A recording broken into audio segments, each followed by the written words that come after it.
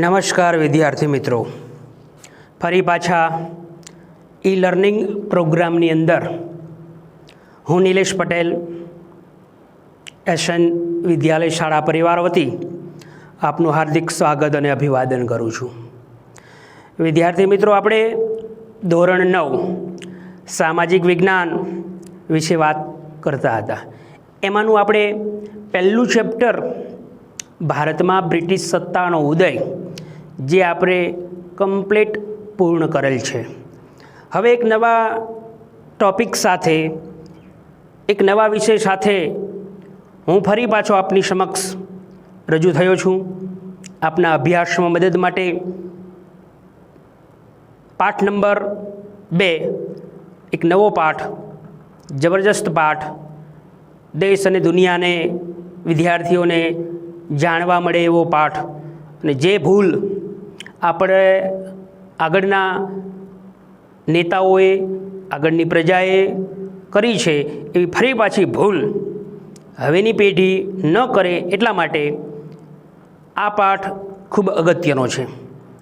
વિદ્યાર્થી મિત્રો, આ પાઠની અંદર પણ પ્રથમ પરીક્ષાની અંદર ઘણું બધું એવું ઓબ્જેક્ટિવ 1 માર્કનું, 2 ગુણનું, 3 ગુણનું, 4 ગુણનું પૂછાઈ શકે છે। તો વિદ્યાર્થી મિત્રો, આપણે નવો પાઠ શરૂ કરવા જઈ રહ્યા છીએ। ધોરણ 9 વિષય એસએસ સામાજિક વિજ્ઞાન, ચેપ્ટર નંબર 2।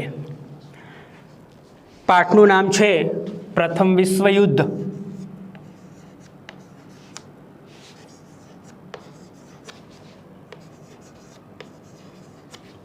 અને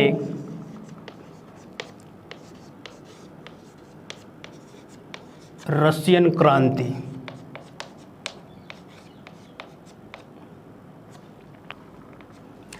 વિદ્યાર્થી મિત્રો, આ પાઠ ખૂબ અગત્યનો છે જાણવા માટે। પ્રથમ વિશ્વયુદ્ધ દુનિયાની મોસ્ટ ઘટનાઓમાં જેનો સમાવેશ કરી શકાય છે। 1 થી 5 ઘટનાઓ એવી દુનિયામાં બની હોય અને એ ઘટનાઓમાં 1 થી 5 નંબરની અંદર સામેલ કરી શકાય।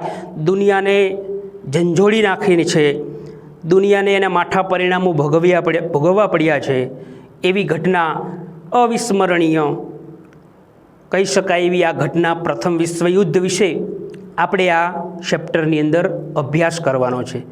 એના કારણો, શા માટે પ્રથમ વિશ્વયુદ્ધ થયું, એ વિશ્વયુદ્ધ પાછળ કોણ કોણ જવાબદાર હતું, એના વિશે પણ સંપૂર્ણ માહિતી આપણે સમજવાની છે। તો એના કારણો સાથે કેવા કારણો એના જવાબદાર છે અને એ કારણોના લીધે જ પ્રથમ વિશ્વયુદ્ધ થયું। ત્યારબાદ કેવી રીતના વિશ્વયુદ્ધ થયું એની ઘટના વિશે પણ આપણે અભ્યાસ કરવાનો છે। અને નંબર 3, યુદ્ધ થઈ ગયું તો એના પરિણામો પણ જોવા મળે જ। વિદ્યાર્થી મિત્રો, આપણે કોઈ સાથે ઝઘડો કર્યો હોય તો એ ઝઘડાના પરિણામો પણ માઠા જ હોય છે। આ તો વિશ્વયુદ્ધ થયું છે તો વિદ્યાર્થી મિત્રો, એના માઠા પરિણામો પણ એટલા જ માઠા હોય છે। તો એ પરિણામો વિશે પણ આપણે એને અભ્યાસ કરીશું। બીજી આ પાઠની સૌથી મહત્ત્વની ઘટના, આ ઘટના પણ વિશ્વની ટોપ 5 મહત્ત્વપૂર્ણ ઘટનાઓમાં સમાવેશ કરી શકાય છે દેશ અને દુનિયામાં પરિવર્તન લાવવા માટે।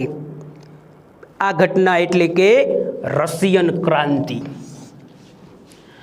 રશિયન ક્રાંતિ થવાથી દેશ અને દુનિયામાં ઘણું બધું જબરજસ્ત પરિવર્તન આવ્યું। સામ્યવાદી વિચારસરણીની શરૂઆત થઈ અને એ સામ્યવાદી વિચારસરણી ધીરે ધીરે અલગ દેશોમાં પ્રસરી અને એના જ પરિણામ સ્વરૂપે વિદ્યાર્થી મિત્રો ઘણા બધા પરિવર્તનો દેશ અને દુનિયામાં જોવા મળ્યા। તો આ બંને ઘટનાઓ થઈ, પ્રથમ વિશ્વયુદ્ધ અને રશિયન ક્રાંતિ, પરંતુ એના મૂળમાં શું હતું? ખાસ કરીને પ્રથમ વિશ્વયુદ્ધ થવા પાછળ વિદ્યાર્થી મિત્રો પશ્ચિમ યુરોપના રાષ્ટ્રો જ જવાબદાર હતા અને આ પશ્ચિમ યુરોપના રાષ્ટ્રોની પ્રદેશવાદની ભૂખ, બીજાનું પડાવી લેવું, સામ્રાજ્યવાદની નીતિ, તો આ પ્રદેશવાદની લાલસા અને સામ્રાજ્યવાદીની નીતિ બીજાનું પડાવી લેવું, જેને એક કહેવત છે ને ગુજરાતીમાં વિદ્યાર્થી મિત્રો, મારું મારું મારું, તારું મારું મારું. તો આવી ભાવના, પ્રદેશવાદની ભૂખ અને એની લાલસા, સામ્રાજ્યવાદની નીતિના કારણે જ આ પશ્ચિમ યુરોપના રાષ્ટ્રોએ એશિયા અને આફ્રિકા જેવા ખંડોમાં સંસ્થાનો સ્થાપ્યા અને પોતાનું સામ્રાજ્ય ઊભું કર્યું અને એ પ્રદેશોને પોતાના ગુલામ બનાવ્યા. એ તો જવા દો, એશિયા અને આફ્રિકાના રાષ્ટ્રોની તો વાત જવા દો, એમને એમના પાડોશી રાષ્ટ્રોને પણ છોડ્યા નહીં. તો આ એમની આ નીતિ, પ્રદેશવાદની લાલસા, એની ભૂખ, સામ્રાજ્યવાદી નીતિ, એશિયા અને આફ્રિકાની સાથે સાથે એને એના પાડોશી રાષ્ટ્રોને પણ છોડ્યા નહીં. અને પરિણામ સ્વરૂપે આ એશિયા આફ્રિકાના રાષ્ટ્રોમાં સામાજિક જબરજસ્ત પરિવર્તન આવ્યું, આર્થિક એની બદહાલી જોવા મળી અને પરિણામ સ્વરૂપે જ આ પશ્ચિમ યુરોપના સંસ્થાનવાદી, સામ્રાજ્યવાદી જે નીતિ ધરાવતા જે લોકો હતા એ લોકોના કારણે જ સંસ્થાન ભૂખ્યા એશિયા અને આફ્રિકામાં જઈ અને સંસ્થાનો સ્થાપ્યા અને એમની આ નીતિના જ કારણે પ્રથમ વિશ્વયુદ્ધ અને રશિયન ક્રાંતિ જેવી અભૂતપૂર્વ ઘટનાઓ ઘટી અને એ ઘટનાઓના માઠા પરિણામો પણ વિશ્વએ જોયા. તો હવે આ બંને જે ઘટનાઓ છે, પ્રથમ વિશ્વયુદ્ધ અને રશિયન ક્રાંતિ ઘટી એ પહેલાં 3 એવી મહત્ત્વપૂર્ણ ઘટનાઓ ઘટી જેનો આપણે વિગતવાર અભ્યાસ કરીશું વિદ્યાર્થી મિત્રો. પહેલી ઘટનાની વાત કરીએ તો પશ્ચિમ યુરોપમાં સંસ્થાનો સ્થાપવાની પ્રક્રિયા, એશિયામાં નંબર 2 એશિયામાં સંસ્થાનો સ્થાપવાની પ્રક્રિયા અને નંબર 3 આફ્રિકા ખંડની અંદર સંસ્થાનો સ્થાપવાની પ્રક્રિયા. આ 3 જે પ્રક્રિયાઓ થઈ પશ્ચિમ યુરોપમાં, આફ્રિકામાં અને એશિયામાં, અને એ પરિણામ સ્વરૂપે જ વિશ્વને પ્રથમ વિશ્વયુદ્ધ જેવા માઠા પરિણામો ભોગવવા પડ્યા. આ ત્રણેયની અંદર માત્ર ને માત્ર એક વસ્તુ કોમન છે કે પ્રદેશવાદ અને સંસ્થાનો ભૂખ્યા, આ સંસ્થાનો પડાવી લેવાના ભૂખ્યા પશ્ચિમ યુરોપના રાષ્ટ્રોની જે નીતિ હતી એ નીતિના કારણે જ પ્રથમ વિશ્વયુદ્ધ થયું. તો વિદ્યાર્થી મિત્રો, આપણે હવે 3 વિશે વિગતવાર અભ્યાસ કરીશું. 3 બાબત છે જેમાંની પહેલી, પશ્ચિમ યુરોપમાં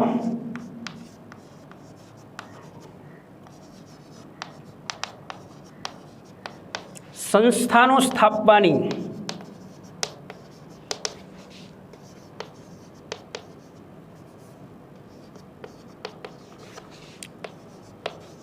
પ્રક્રિયા વર્ણવો. વિદ્યાર્થી મિત્રો, તમને 2 ગુણની અંદર પરીક્ષામાં પૂછાઈ શકે. સૌથી પહેલાં આપણે પશ્ચિમ યુરોપમાં સંસ્થાનો સ્થાપવાની પ્રક્રિયા વિશે અભ્યાસ કરીશું, જે 2 ગુણની અંદર પરીક્ષામાં પૂછાય. 3 સમજવાનું છે. પશ્ચિમ યુરોપમાં સંસ્થાનો સ્થાપવાની પ્રક્રિયા વર્ણવો, નંબર 2 એશિયામાં સંસ્થાનો સ્થાપવાની પ્રક્રિયા વર્ણવો અને નંબર 3 આફ્રિકાની અંદર સંસ્થાનો સ્થાપવાની પ્રક્રિયા વર્ણવો. તો વિદ્યાર્થી મિત્રો, આપણે પ્રથમ 2 ગુણની અંદર જે પૂછાયું છે કે પશ્ચિમ યુરોપમાં સંસ્થાનો સ્થાપવાની પ્રક્રિયા વર્ણવો, જેના 4 મુદ્દાઓ તમારે કમ્પ્લીટ કરવાના રહેશે. એ 4 મુદ્દાઓ ઉપર હું અત્યારે પ્રકાશ પાડું છું. સરળ છે પણ થોડા એવા નામ અઘરા છે, પણ તમે વારંવાર એનો અભ્યાસ કરશો તો 100% તમને યાદ રહી જશે. પહેલો પોઈન્ટ છે શેમાં કે પશ્ચિમ યુરોપમાં સંસ્થાનો સ્થાપવાની પ્રક્રિયા વર્ણવો પૂછાય તો પહેલો પોઈન્ટ નેધરલેન્ડ, બેલ્જિયમ અને લક્ઝમબર્ગ. આ 3 દેશ ઉપર, કયા 3 દેશ ઉપર? નેધરલેન્ડ, બેલ્જિયમ અને લક્ઝમબર્ગ પર સ્પેને કબજો જમાવ્યો.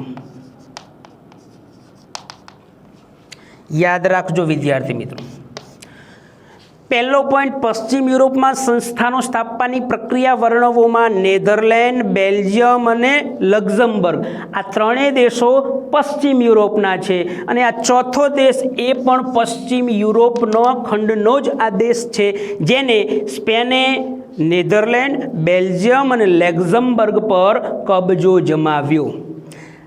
ત્યારબાદ પાછળથી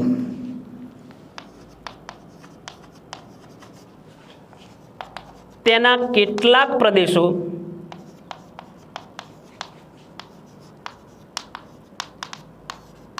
ફ્રાન્સે પડાવી લીધા.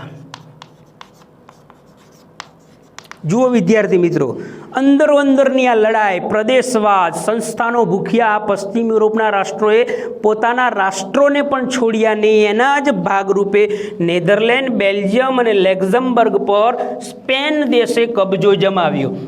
હવે એ સ્પેન પાસે રહેલા પ્રદેશોમાં પાછળથી તેના કેટલાક પ્રદેશો ફ્રાન્સે પણ પડાવી લીધા. આ પહેલી વાત. નંબર 2,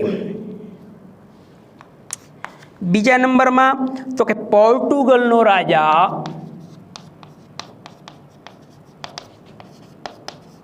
બિનવારસ મૃત્યુ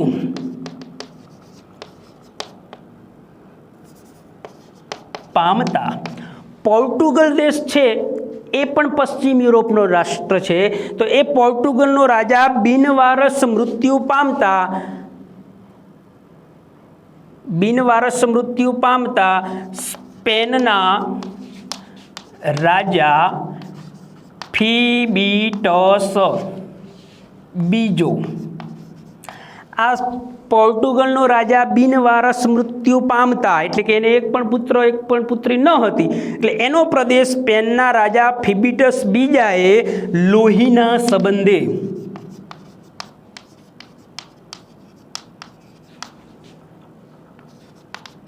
પોર્ટુગલ પડાવી લીધું. જુઓ વિદ્યાર્થી મિત્રો, પોર્ટુગલનો રાજા બિનવારસ મૃત્યુ પામતા સ્પેનના રાજા ફિબીટસ બીજાએ લોહીના સંબંધે પોર્ટુગલ પડાવી લીધું. એટલે કે પોર્ટુગલનો રાજા અને સ્પેનનો રાજા અંગત એવા સંબંધો ધરાવતા હશે સામાજિક, અને એના જ પરિણામ સ્વરૂપે આ પોર્ટુગલના રાજાનું રાજ્ય સ્પેનના રાજા કયો તો કે ફિબીટસ બીજો, એ ફિબીટસ બીજાએ પોર્ટુગલ પડાવી લીધું. ત્યાર પછી ત્રીજું, લગભગ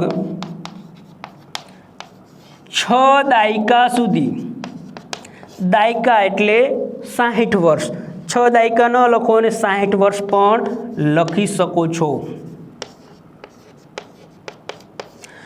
લગભગ 6 દાયકા સુધી બિન યુરોપિયન દેશોમાં સંસ્થાનો સ્થાપવાનો એકમાત્ર ઇજારો સ્પેન પાસે રહ્યો. જો વિદ્યાર્થી મિત્રો, લગભગ 6 દાયકા સુધી એટલે કે 60 વર્ષ સુધી બિન યુરોપિયન દેશોમાં સંસ્થાનો સ્થાપવાનો એટલે કે પ્રદેશો પડાવી લેવાનો એકમાત્ર ઇજારો એટલે તમે એને હક પણ કહી શકો છો, વર્ચસ્વ કહી શકો છો. એ એકમાત્ર ઇજારો, હક અથવા વર્ચસ્વ કોની પાસે રહ્યું તો કે સ્પેન પાસે રહ્યું. અને છેલ્લું અને ચોથું અંતિમ પોઈન્ટ છે પશ્ચિમ યુરોપમાં સંસ્થાનો સ્થાપવાની પ્રક્રિયાની અંદર ફ્રાન્સ અને ઓસ્ટ્રિયાની પ્રદેશ ભૂખનો શિકાર ઇટાલી અને જર્મન રાષ્ટ્રો બન્યા. ફ્રાન્સ અને ઓસ્ટ્રિયાની પ્રદેશ ભૂખનો શિકાર ઇટાલી અને જર્મન રાષ્ટ્ર બન્યા. એટલે કે આ બંને રાષ્ટ્રો છે એ બંને રાષ્ટ્રોનો શિકાર કોણ બન્યું તો કે ઇટાલી અને જર્મન રાષ્ટ્ર બન્યા. ઇટાલી અને જર્મન રાષ્ટ્ર પર ફ્રાન્સ અને ઓસ્ટ્રિયાએ કબજો જમાવ્યો. તો વિદ્યાર્થી મિત્રો આ 4 પોઈન્ટ છે એ પશ્ચિમ યુરોપમાં સંસ્થાનો સ્થાપવાની પ્રક્રિયા વર્ણવો. 1 ગુણમાં 2 ગુણમાં પૂછી શકાય. MCQ ખાલી જગ્યા ખરા ખોટામાં પણ પૂછી શકાય. પ્રશ્ન પૂછાય ખાલી જગ્યામાં કેવી રીતના પૂછાય તો કે નેધરલેન્ડ, બેલ્જિયમ અને લક્ઝમબર્ગ પર ખાલી જગ્યાએ કબજો જમાવ્યો હતો. તો જવાબ શું આવશે? સ્પેને. 1 ગુણની અંદર પ્રશ્ન એમ પૂછાય કે સ્પેને કયા કયા પશ્ચિમ યુરોપના રાષ્ટ્રો ઉપર કબજો જમાવ્યો હતો તો તમારે 3 નામ લખવા પડે: નેધરલેન્ડ, બેલ્જિયમ અને લક્ઝમબર્ગ પર. બીજું પૂછાય પોર્ટુગલનો રાજા બિનવારસ મૃત્યુ પામતા સ્પેનના કયા રાજાએ, તમારા પુસ્તકમાં નથી તો વધારાની એક માહિતી માટે ફિબિટસ બીજો, આ ફિબિટસ બીજાએ પોર્ટુગલ લોહીના સંબંધે પડાવી લીધું. ત્રીજો પ્રશ્ન પૂછાય કે સ્પેને લગભગ 6 દાયકા સુધી એટલે કે 60 વર્ષ સુધી બિન યુરોપિયન દેશોમાં સંસ્થાનો સ્થાપવાનો ઇજારો કયા દેશ પાસે હતો તો કે સ્પેન પાસે હતો. અને પ્રશ્ન છેલ્લો MCQ ખાલી જગ્યામાં પૂછી શકાય: ઓસ્ટ્રિયા અને ફ્રાન્સની પ્રદેશ ભૂખનો શિકાર કયા કયા રાષ્ટ્રો બન્યા હતા તો કે ઇટાલી અને જર્મન રાષ્ટ્રો બન્યા હતા. તો વિદ્યાર્થી મિત્રો, પશ્ચિમ યુરોપમાં સંસ્થાનો સ્થાપવાની જે આ પ્રક્રિયા થઈ અને એ પ્રક્રિયાના પરિણામ રૂપે જ આ અલગ અલગ પશ્ચિમ યુરોપના રાષ્ટ્રોએ પોતાના પાડોશી રાષ્ટ્રોને પણ છોડ્યા નહીં અને એના જ પરિણામ સ્વરૂપે પ્રથમ વિશ્વયુદ્ધ થવા પાછળ આ ઘટનાએ પણ બહુ જ જબરજસ્ત ભૂમિકાનું સર્જન કર્યું હતું. વિદ્યાર્થી મિત્રો, એથી આગળ હવે આપણે બીજો ટોપિક 2 ગુણની અંદર પૂછી શકાય એ પ્રશ્ન: એશિયામાં સંસ્થાનો સ્થાપવાની પ્રક્રિયા વર્ણવો. શું પૂછાય તો કે એશિયામાં સંસ્થાનો સ્થાપવાની પ્રક્રિયા વર્ણવો. 2 ગુણ માટે. આમાંથી પણ MCQ ખાલી જગ્યા ખરા ખોટા જોડકા જોડો પૂછી શકાય છે. તો વિદ્યાર્થી મિત્રો, આની અંદર પણ 4 થી 5 એવા પોઈન્ટ છે જે નાના નાના જે 2 ગુણની અંદર પ્રશ્ન પૂછી શકાય. જેમ પશ્ચિમ યુરોપમાં સંસ્થાનો સ્થાપવાની પ્રક્રિયા વર્ણવો, એવી જ રીતે એશિયામાં સંસ્થાનો સ્થાપવાની પ્રક્રિયા વર્ણવો. જેમાંનો પહેલો જ પોઈન્ટ છે: ઇંગ્લેન્ડે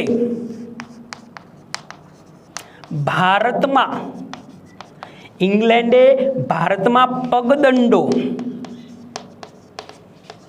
જમાવ્યા બાદ. પગદંડો વિદ્યાર્થી મિત્રો, પગદંડો એટલે પોતાનું વર્ચસ્વ. ભારતની અંદર તમે જાણો છો, આપણે પહેલા જ લેક્ચરની અંદર એની સંપૂર્ણ વિગતવાર માહિતી સમજ્યા. 1757ના યુદ્ધથી જે પ્લાસીનું યુદ્ધ થયું એ યુદ્ધ બાદ એને ભારતમાં સત્તાનો પાયો નાખ્યો અને 200 વર્ષનું એને સામ્રાજ્ય જમાવ્યું, એટલે કે પગદંડો જમાવી દીધો.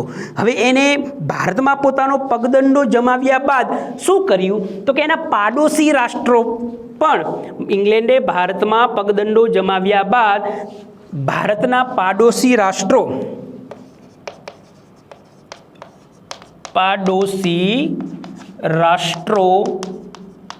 જેવા કે શ્રીલંકા, બર્મા એટલે કે મ્યાનમાર, સિંગાપુર, મલાયા જેવા રાષ્ટ્રો પર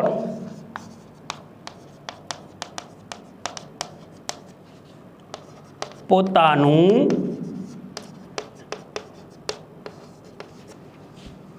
સામ્રાજ્ય જમાવ્યું. જુઓ વિદ્યાર્થી મિત્રો, ઇંગ્લેન્ડે ભારતમાં પોતાનો પગદંડો જમાવ્યા બાદ, એટલે કે ભારતમાં પોતાનું સામ્રાજ્ય જમાવ્યા બાદ એને ભારતના પાડોશી રાષ્ટ્રો જેવા કે શ્રીલંકા, બર્મા એટલે કે મ્યાનમાર, સિંગાપુર, મલાયા વગેરે જેવા રાષ્ટ્રો પર પોતાનું સામ્રાજ્ય સ્થાપ્યું.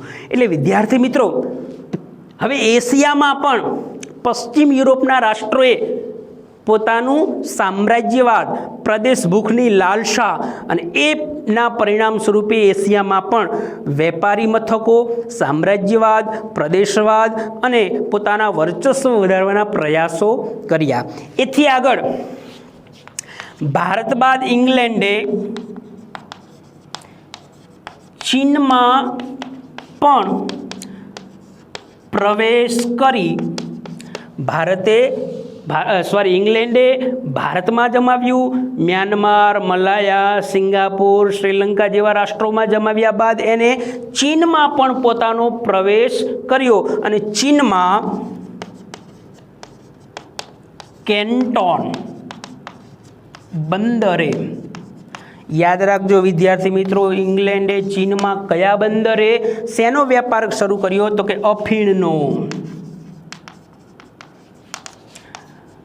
વેપાર શરૂ કર્યો. અફીણનો વેપાર શરૂ કર્યો. ઇંગ્લેન્ડે ચીનમાં પણ પ્રવેશ કરી ચીનમાં કેન્ટોન બંદરે અફીણનો વેપાર શરૂ કર્યો. પરિણામે શું થયું? તો કે ચીન અને ઇંગ્લેન્ડ વચ્ચે યુદ્ધો થયા અને એ યુદ્ધના પરિણામ સ્વરૂપે ચીનનો ઇંગ્લેન્ડ સામે પરાજય થયો. પરાજય થવાના કારણે બીજા 5 બંદરો, કેટલા? બીજા 5 બંદરો ચીને ઇંગ્લેન્ડને વેપાર માટે આપવા પડ્યા. તો વિદ્યાર્થી મિત્રો, આ ઇંગ્લેન્ડે ચીનમાં વેપાર શરૂ કરી અને એ વેપાર કેન્ટોન બંદરે શરૂ કર્યો, અફીણનો વેપાર, અને એ અફીણનો વેપાર શરૂ કરવાના કારણે બંને વચ્ચે યુદ્ધો થયા અને એ યુદ્ધો બાદ બીજા યુદ્ધમાં પરાજય થયો ચીનનો અને ચીનનો પરાજય થતાં ચીને બીજા 5 બંદરો ઇંગ્લેન્ડને વેપાર કરવા માટે આપવા પડ્યા. તો આમ દેશ અને દુનિયામાં ચીનની નબળાઈઓ છતી થઈ. તો ત્રીજો પોઈન્ટ એને અનુસંધાને છે. તો શું થયું? તો કે ચીનની નબળાઈનો લાભ લઈ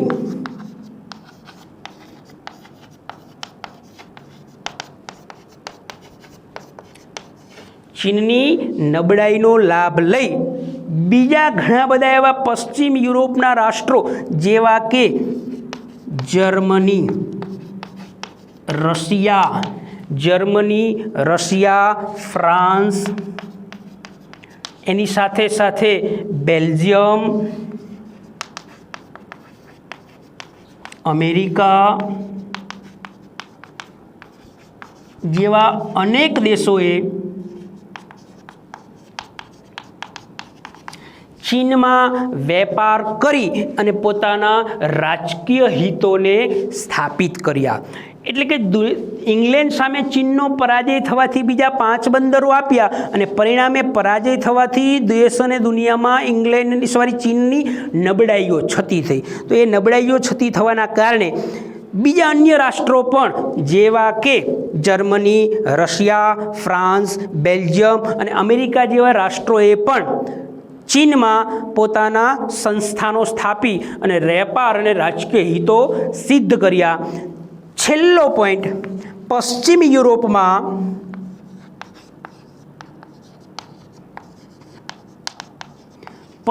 યુરોપમાં વિપુલ પ્રમાણમાં એટલે વધારે માત્રામાં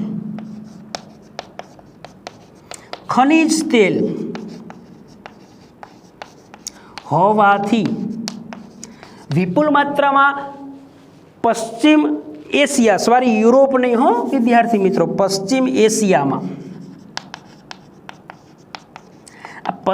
એશિયામાં વિપુલ પ્રમાણમાં ખનિજ તેલ હોવાથી, ખૂબ મોટા પ્રમાણમાં ખનિજ તેલ હતું અને એ ખનિજ તેલ હોવાથી પશ્ચિમ યુરોપના ઘણા બધા રાષ્ટ્રો જેવા કે ઇટાલી,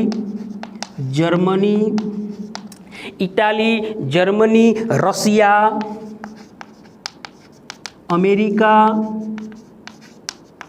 આવા બધા દેશોએ પશ્ચિમ એશિયામાં જે વિપુલ પ્રમાણમાં ખનિજ તેલ હોવાથી એમને પશ્ચિમ એશિયામાં Iran, Iraq, Kuwait, Bahrain, Saudi Arabia,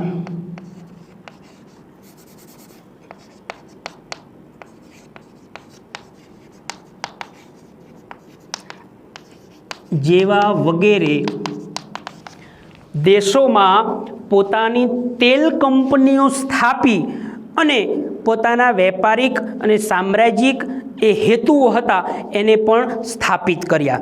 તો વિદ્યાર્થી મિત્રો, આ વાત થઈ 4 પોઈન્ટ પશ્ચિમ યુરોપમાં સંસ્થાનો સ્થાપવાની પ્રક્રિયા.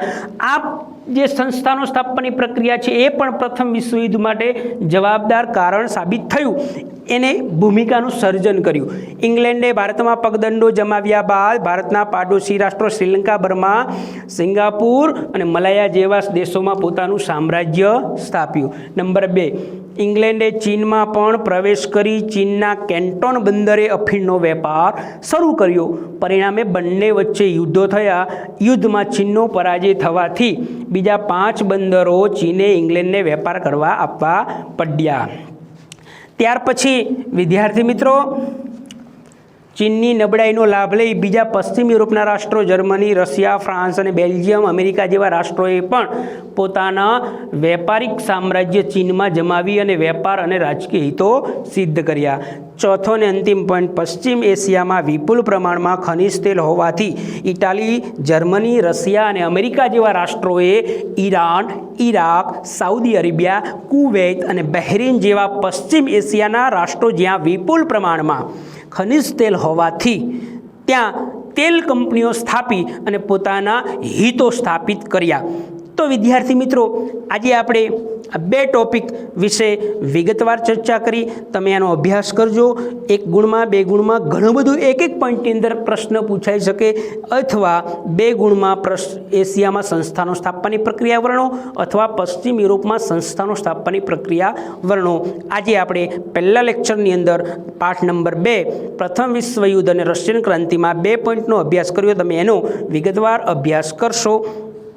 ત્યાં સુધી આવતા બીજા નેક્સ્ટ લેક્ચર સુધી આપણે નેક્સ્ટ લેક્ચરમાં આગળ આપણે અભ્યાસ કરીશું. ત્યાં સુધી હું આપની રજા લઉં છું. જય ભારત, જય હિન્દ.